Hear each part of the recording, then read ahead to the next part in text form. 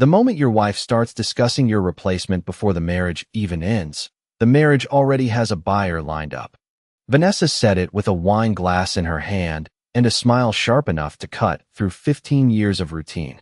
I'm not afraid to replace him. Her friends burst into laughter like she had delivered the line of the night.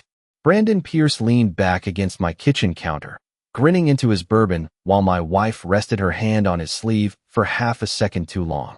That half second told me more than any affair ever could. I stood 10 feet away holding a tray of cedar plank salmon I had spent an hour grilling for people who suddenly felt like strangers standing inside my house. Nobody noticed me at first. That part landed harder than the sentence itself. I had become furniture. Useful. Expensive. Invisible. Vanessa finally looked over and saw me standing there. Her smile froze for a fraction of a second before she recovered. Corporate instincts. Damage control lived in her bloodstream. Ethan, honey, we were joking. Brandon chuckled into his glass. Come on, man. You know how these girls are. I set the tray down carefully. No slam dishes. No raised voice. I just looked at my wife and watched her eyes search my face for an explosion that never came. That confused her more than anger ever would have. See, Vanessa built her entire emotional strategy around reactions. Arguments fed her. Defensiveness entertained her. Apologies reassured her. Silence unsettled her. I smiled once. Small. Tight. Then I walked back toward the kitchen island and started stacking empty plates while her friends slowly drifted back into conversation. My chest felt hollow, but my hands stayed steady. Years working logistics taught me something valuable. Systems collapse slowly before they collapse all at once. Marriages work the same way.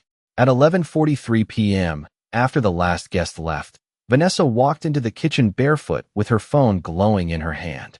You're seriously acting weird over one comment? She asked. I rinsed a whiskey glass under warm water and watched lipstick swirl down the drain. Interesting choice of words, I said quietly.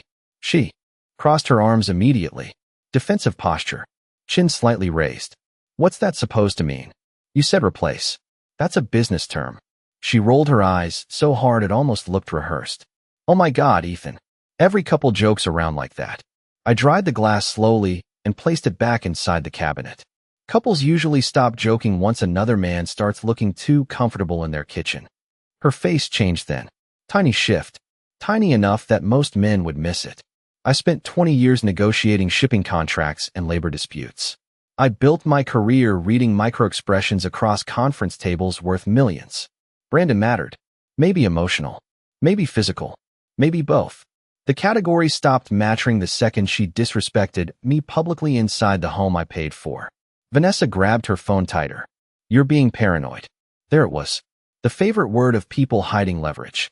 I nodded once and headed upstairs. She followed halfway before stopping at the bottom of the staircase. You're really making this into a thing? She asked. I looked back at her from the landing. Calm. Measured. No, I said. You already made it one. Then I walked into my office, closed the door, opened my banking dashboard, and discovered Vanessa had transferred $38,000 out of our joint savings account 3 days earlier into an account I had never seen before. I spent the next 3 hours inside spreadsheets that looked more honest than my marriage. Numbers always tell the truth once you stop listening to excuses. The transfer history showed clean timing, deliberate timing. Vanessa moved $38,000 in 4 separate transactions under the federal reporting threshold that usually triggers automatic fraud reviews inside certain banks. That detail caught my attention immediately because Vanessa never handled money carefully before. She spent emotionally. Expensive skincare. Weekend trips. Designer heels she wore twice before tossing into the back of a closet. This transfer felt disciplined. Planned. Somebody coached her. I opened the account routing information and traced the receiving institution to a regional credit union. Downtown. Joint account ownership rules flashed through my head automatically. Texas community property laws reward preparation and punish hesitation. I grabbed a legal pad from my desk drawer and started building a timeline. Transfer dates. Phone records. Corporate dinners. Brandon's appearances. Every strange behavioral shift from the past 6 months suddenly snapped together like steel teeth closing on a gear. Around 1:12 in the morning, I pulled our property records and stared at the mortgage structure for almost 10 full minutes. My name carried the original loan. My income qualified the refinance 3 years earlier. Vanessa's salary boosted our debt-to-income ratio slightly, but the house existed because of me. Same thing with the lake cabin. Same thing with the brokerage account funding her retirement portfolio. Invisible labor leaves invisible fingerprints. Most men learn that lesson after the divorce papers arrive. I learned it while my wife slept 20 feet down the hallway. The strange part was how calm I felt. Rage burns hot. This felt surgical. I logged into our American Express dashboard next. 2 charges hit me immediately. The first, a luxury steakhouse downtown last Thursday. $412. The second, a boutique hotel bar inside the Crescent Tower. $268 plus valet. Brandon Pierce tagged that exact location on LinkedIn 3 weeks earlier during some leadership networking event. Coincidence lost its innocence once patterns started stacking. I leaned back slowly and rubbed my jaw while the refrigerator compressor hummed downstairs. 15 years together, and suddenly I felt like an auditor investigating a hostile acquisition. Every marriage runs on trust until one spouse starts preparing an exit strategy before announcing the war. At 1:47 a.m., I opened our shared cloud storage account. Vanessa organized everything obsessively. Tax returns, insurance forms, human resources presentations, color-coded folders. That level of organization usually comforts a husband. Tonight it exposed her. Buried inside a folder labeled Vision Board 2026, I found a PDF from a divorce law firm downtown. The file name froze me cold. Post-separation financial checklist. I opened it carefully. Asset division. Temporary spousal support calculations. Recommended documentation procedures. Suggested communication boundaries. Someone highlighted entire sections in yellow. Vanessa always used yellow for action items. My eyes stopped on one sentence near the bottom of page 4. Encourage voluntary departure from marital residence whenever possible. I sat there staring at that line while my pulse slowed instead of rising. Brandon suddenly made more sense. The dinner comments made more sense. Even the public disrespect made sense. Pressure campaign. Emotional destabilization. Push Ethan out voluntarily. Create leverage afterward. Clean. Modern. Strategic. I closed the document and checked the modified date. Yesterday. Then I heard soft footsteps outside my office door followed by Vanessa's voice cutting through the darkness. "Why are you going through my files?" she asked. And for the first time all night, she sounded nervous. Vanessa stood in the doorway wearing one of my old college t-shirts like the past still belonged to her. Her mascara sat perfectly in place, but tension tightened the corners of her mouth. She glanced past me toward the laptop screen, and I watched calculation replace panic in real time. Human Resources teaches people how to manage perception under pressure. "You went through my private files?" she asked again, slower this time, careful this time. I closed the laptop halfway and leaned back in my chair. "Interesting definition of private," I said. "The account sits under our shared cloud plan."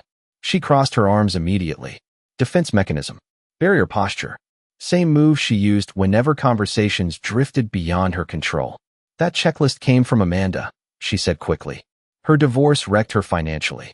She told me every woman should prepare herself." I studied her face for a long second. People reveal themselves through pacing. Honest explanations arrive messy. Rehearsed lies arrive polished. Vanessa sounded polished. "So you highlighted sections about forcing voluntary separation because Amanda suggested it?" Her jaw flexed once. Tiny movement. Tiny crack. "You are twisting this into something ugly." There it was again. Emotional reframing. Shift the focus from her actions to my reaction. I spent years negotiating freight contracts with executives who weaponized language exactly the same way. The tactics stopped working once you recognized the script underneath them. I opened the laptop fully again and rotated it toward her. Then explained the account transfer. Her eyes dropped instantly toward the number on screen before rising back toward me. Instinct beat strategy for half a second. Guilt always checks the damage first. "I moved money because I needed security," she said carefully. "Women protect themselves all the time." $38,000 worth of protection? You make everything sound criminal. "Preparation and deception share the same skill set," I said quietly. "The difference usually shows up in timing." Silence stretched between us. Vanessa shifted her weight slightly and tucked hair behind her ear. "Nervous tell." She used to do that during job interviews early in our marriage before promotions hardened her edges. Funny how people circle back to old instincts once pressure squeezes hard enough. You have been distant for months, she said finally. You barely talk anymore. You disappear into work. You treat this marriage like another operation schedule. I almost laughed at that. Men like me spend years carrying invisible weight while everyone around us calls it routine. Mortgage drafts, insurance renewals, retirement allocations, emergency savings, home maintenance, tax strategy. Nobody celebrates the man quietly holding the floor steady beneath everyone's feet. They only notice once the structure starts tilting sideways. Vanessa stepped farther into the office. I felt alone, Ethan. There it was. Emotional justification phase. She wanted sympathy before accountability entered the room. So Brandon helped? I asked. Her face hardened instantly. This again. You touched his arm tonight like you already practiced it. You sound insane. Insane men scream, I said calmly. I opened spreadsheets. That line landed harder than I expected. Vanessa's eyes narrowed. Slightly.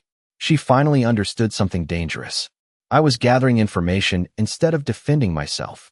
That shifted the power inside the room immediately. Her phone buzzed in her hand right then. Reflex made her glance downward before stopping herself too late. Brandon Pierce flashed across the screen. My wife pressed the side button fast enough to kill the notification, but I had already seen it. So had she. And suddenly neither of us had to pretend this conversation still lived inside theory. Vanessa locked her phone and slipped it against her chest like she could physically hide the truth from me. That tiny movement answered more questions than any confession ever would. I stared at her for a second longer, then closed the laptop completely.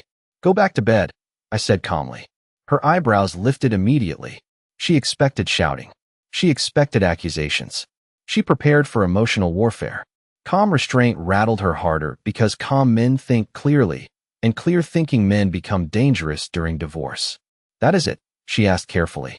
You just saw another man texting your wife after midnight. Correction, I said. I saw a man texting somebody else's legal problem. Her lips parted slightly at that one. Then she recovered fast.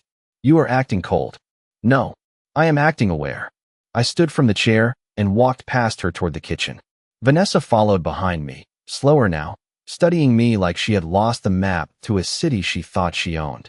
The strange thing about long marriages is how quickly emotional gravity shifts once one person stops chasing approval. 24 hours earlier, I would have argued for connection.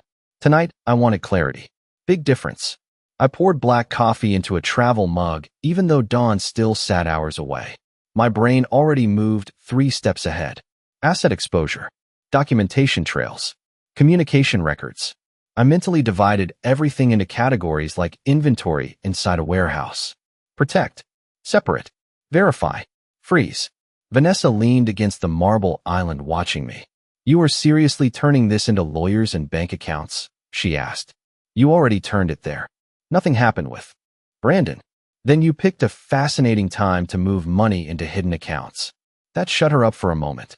Silence spread again, but this version felt heavier, more strategic. She studied my face carefully before speaking softer this time. You know what your problem is? I capped the coffee and grabbed my keys. Poor timing. You treat relationships like contracts. I almost smiled.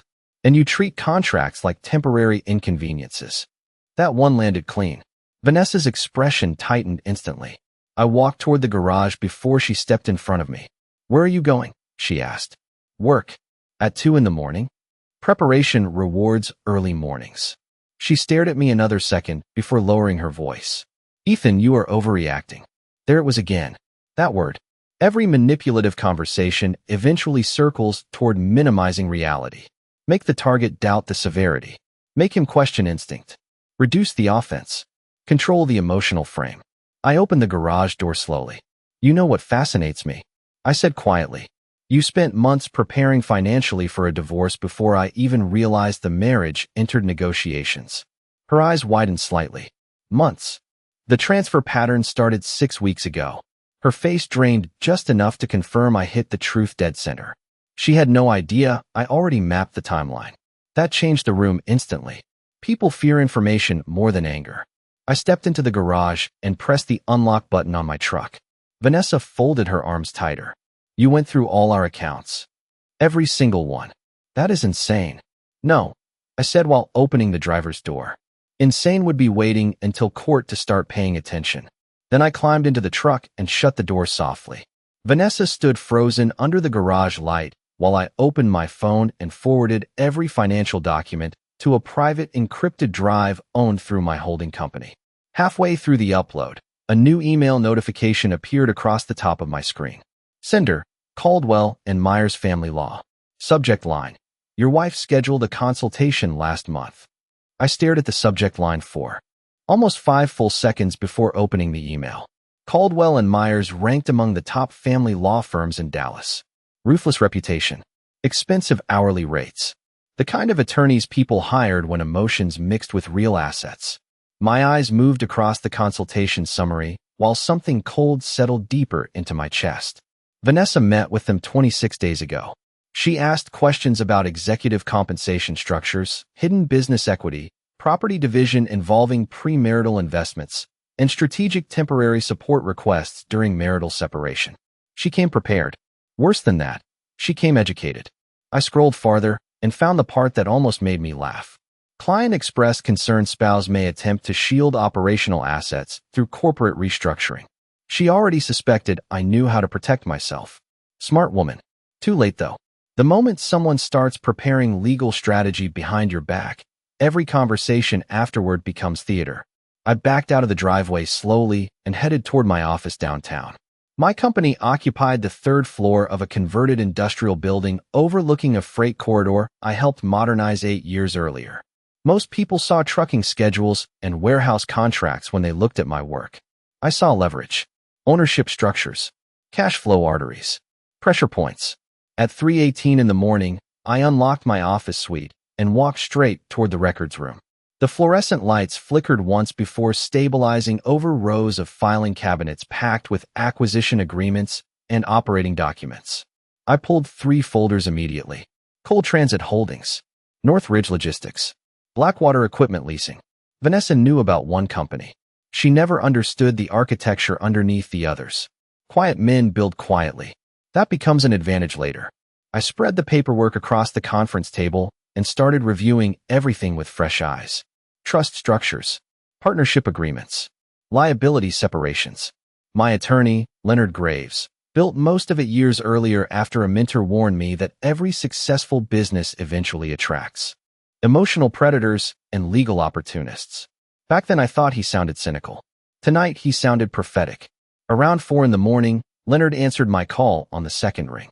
You finally caught something, he said immediately. No greeting, just instinct. How could you tell? I asked. Men only call me before sunrise for 2 reasons. Death or divorce. I leaned back in the leather chair and exhaled slowly. Maybe both. That earned silence for a second. Then Leonard's voice sharpened professionally. Start talking. I gave him everything. The transfers. The consultation. Brandon. The strategic pressure campaign. Leonard interrupted twice to ask precise questions about dates and account ownership. Lawyers think in timelines the same way engineers think in measurements. Facts create gravity inside courtrooms. Emotion burns away fast. Listen carefully, Leonard finally said. Your wife already started positioning herself, which means you stop reacting emotionally starting now. Freeze discretionary spending. Move operational liquidity into protected accounts tied to active business obligations. Separate personal devices from shared cloud access. Document every interaction. I wrote every instruction down line by line. And Ethan, Leonard added, whatever you do next, stay calm enough to look boring in front of a judge. That one stuck with me. Calm men survive family court better than wounded ones. I spent the next 2 hours restructuring access permissions across every business account Vanessa could potentially touch.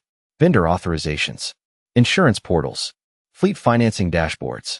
Then I froze our secondary joint credit line completely. Strategic containment, quiet containment. By sunrise, my marriage already looked different on paper even if Vanessa had not realized it yet. Around 7:30, my phone vibrated across the conference table. Vanessa. I let it ring twice before answering. Her voice sounded softer than usual. Careful again. Where are you? She asked. Handling business. You left without saying anything.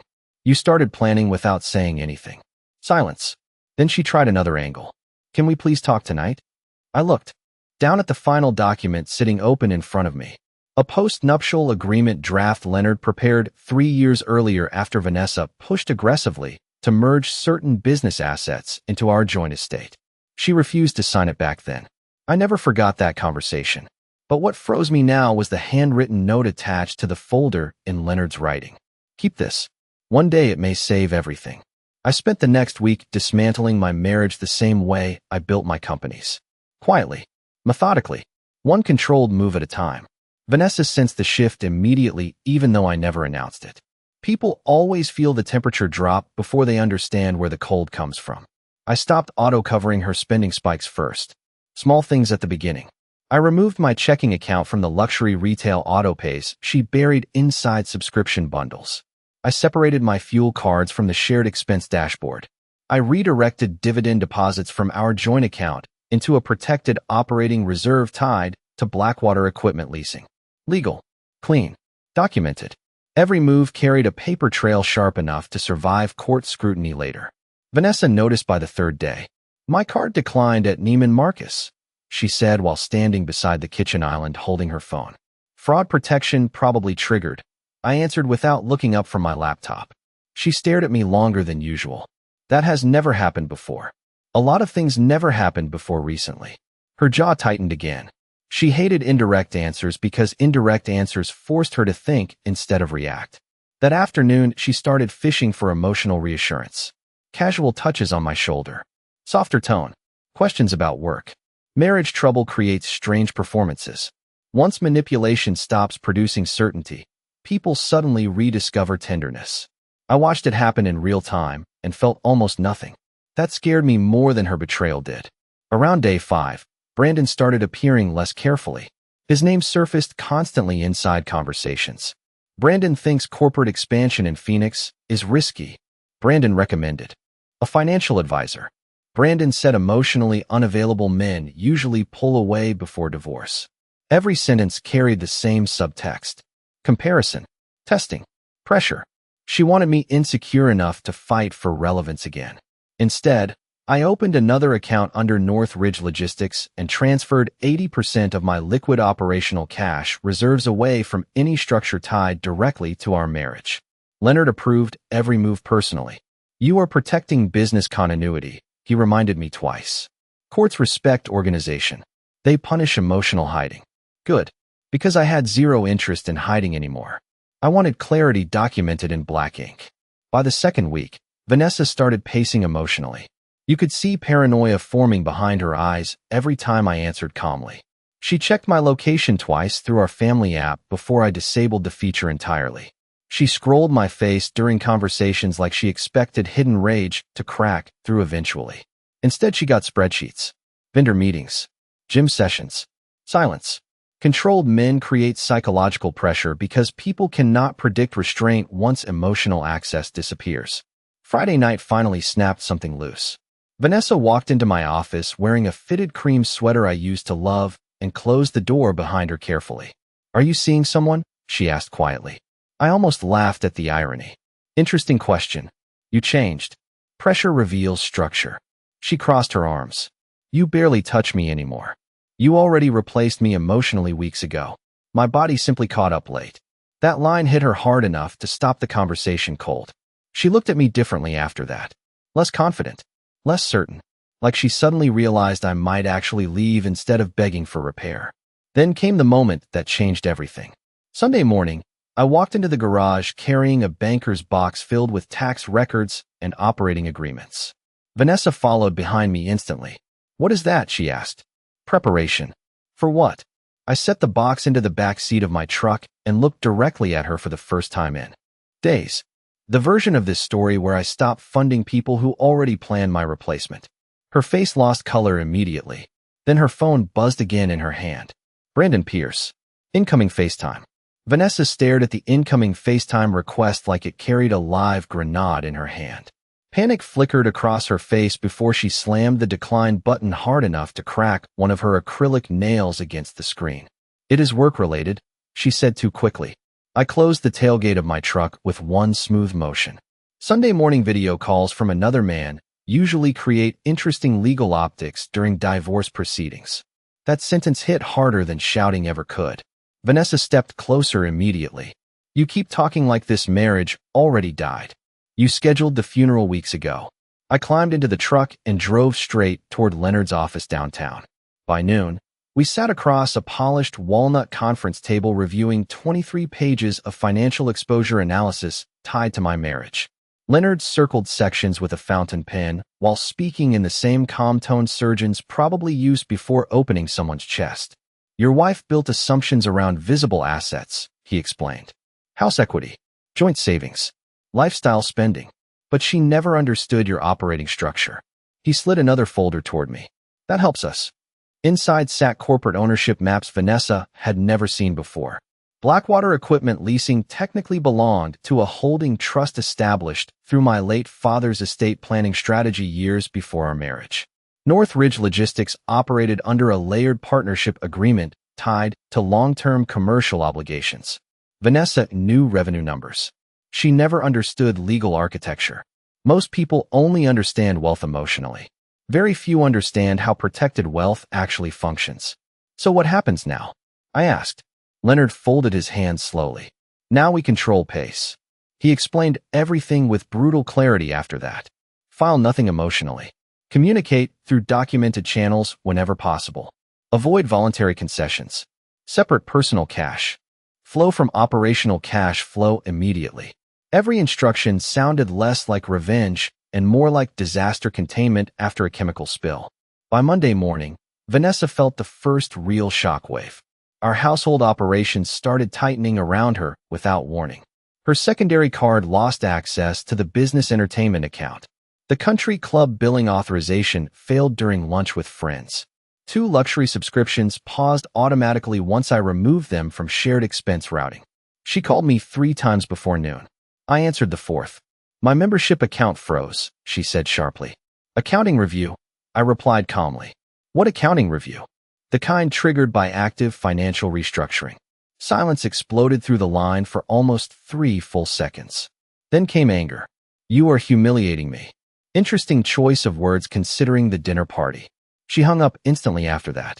Around 6 that evening, I walked into the house carrying takeout containers and found Vanessa sitting at the kitchen island surrounded by printed bank statements. Highlighter marks covered entire pages. Her expression looked tighter than I had ever seen it. Fear changes facial structure faster than aging does. Where did the reserve accounts go? She asked immediately. No greeting. No softness. Straight to money. That told me everything. Operational transfers. You moved almost $400,000. Business liquidity shifted under attorney guidance. Her eyes widened at the word attorney. You hired a lawyer? You hired one first. That landed like a body shot. Vanessa stood abruptly from the stool. So this is it. You are trying to punish me financially because another man texted me. No, I said quietly. I am protecting myself because my wife secretly prepared to dismantle our marriage while smiling across the dinner table. Her breathing changed after that. Faster. Sharper. The confidence she carried for weeks started cracking visibly now that the system underneath her lifestyle shifted beyond her control. Then she made a mistake. An emotional one. Brandon said this reaction proves you are emotionally unstable, she snapped. I froze for half a second. Not from pain. From clarity. There it was. Brandon knew details about our marriage conversations, which meant Vanessa talked about me far more than she ever admitted. I set the food containers down slowly and looked directly into her eyes. Thank you, I said calmly. Her forehead tightened in confusion. For what? For finally confirming who has been helping you strategize against me. Then I pulled my phone from my pocket and showed her the message Leonard sent 30 minutes earlier. Emergency hearing slots available Wednesday morning if situation escalates. And for the first time since this started, Vanessa looked genuinely afraid. Fear changes people fast. By the next morning, Vanessa stopped arguing and started monitoring. She moved through the house with the cautious energy of somebody trying to locate hidden explosives without triggering them. Her voice softened. Her movements slowed. Even her texts changed tone. Shorter. More careful. She finally understood something dangerous sat beneath the surface now. Something far bigger than another marital fight. I spent Wednesday morning inside Leonard's office finalizing temporary separation strategy, while Vanessa flooded my phone with messages asking if we could reset emotionally. That phrase almost impressed me. Clean wording. Therapeutic wording. The kind of language people use once consequences arrive faster than fantasy. Leonard reviewed the latest account reports while sipping black coffee from a paper cup. "Your wife made another mistake," he said calmly. "What now?" He slid a printed statement across the desk. Brandon Pierce transferred $5,000 into the same hidden credit union account Vanessa used earlier. I stared at the paper while my stomach hardened into steel. "Loan?" I asked. Leonard gave me a dry look.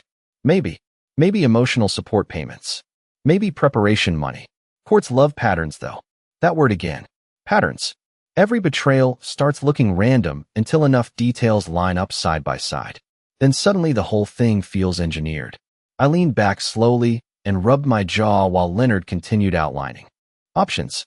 At this stage, you hold leverage because you stayed organized while she acted emotionally. Preserve that advantage. I nodded once. Calm still mattered. Documentation still mattered.